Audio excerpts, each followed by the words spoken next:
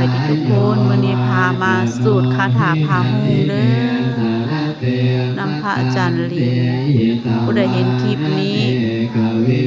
ให้ฮุงให้เฮืองเด้อให้ฮังให้มีให้ร่ำให้รวยให้ฮุงคือคาถาพาฮุงเด้อ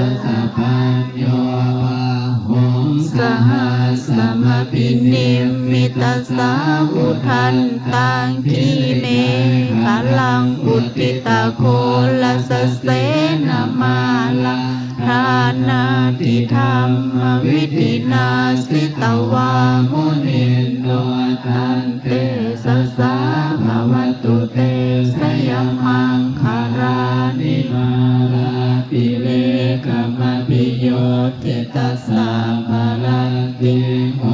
รังปนาลวะกัมมังขมัทธาทายังอังคันติสุทันตวิตินาสิตวามุนินโทตันเตสสะภะวันตุเตสยมังคารานิ